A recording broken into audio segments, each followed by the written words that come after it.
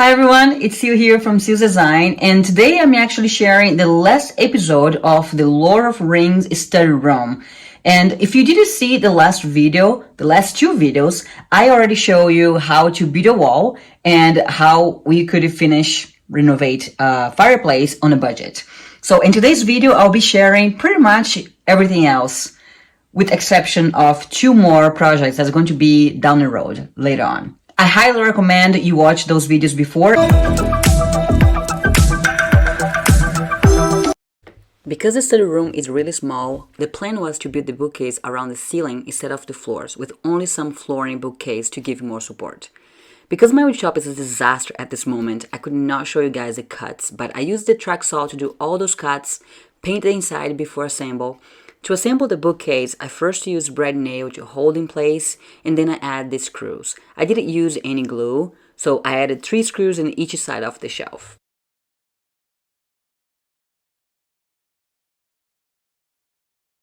Then, after I assembled, I added the filler, let it dry, sanded, and then I painted the outside. To screw the bookshelf into the studs, first I added a back support using hardwood to be even stronger. And then I set one bookcase underneath to help me hold the weight into so I can screw things in place. I didn't have any help, so I was alone. So this piece that you see me adding here is a 3¼ inch piece, and this piece is going to help me give me more space between the ceiling and the bookcase, because I'm going to add a trim around. And guys, I want to give you like a full disclosure here. I added 2 screws in each studs, and it's pretty strong, but I don't feel confident about just leave as is, just the studs, because it's books.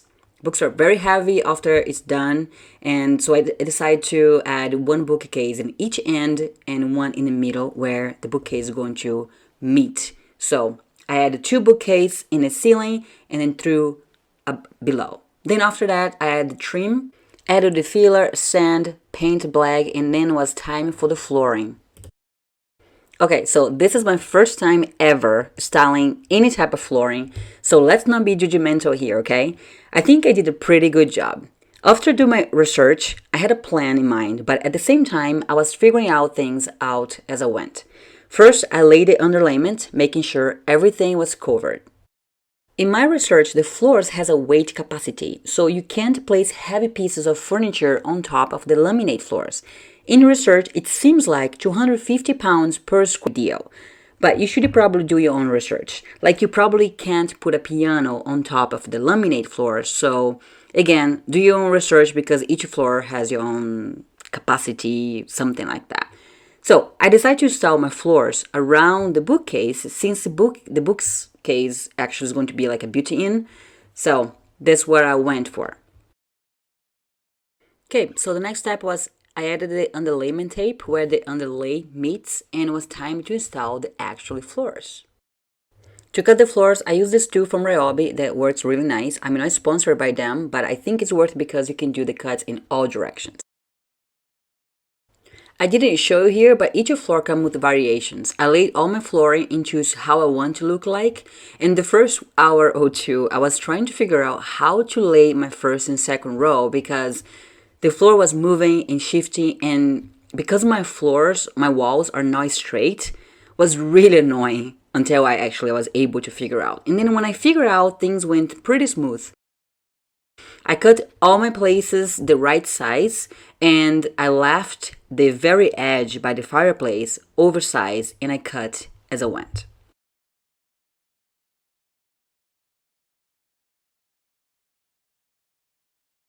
If you are enjoying this video, don't forget to show giving me a like, subscribe to my channel, and hit the notification bell. Your positive comments are highly appreciated as well.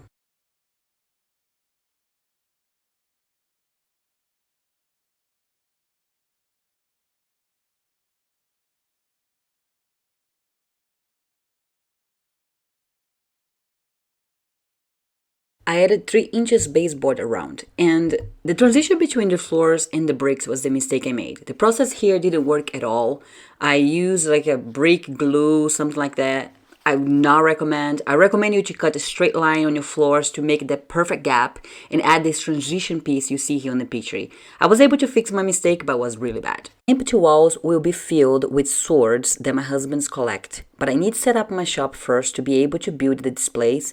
Until then, I leave you the room review.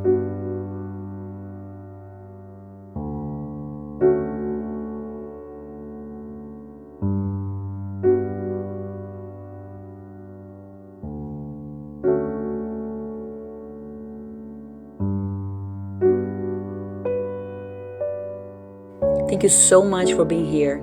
The space turned out amazing. My husband loves his space and hope to see you guys on my next one.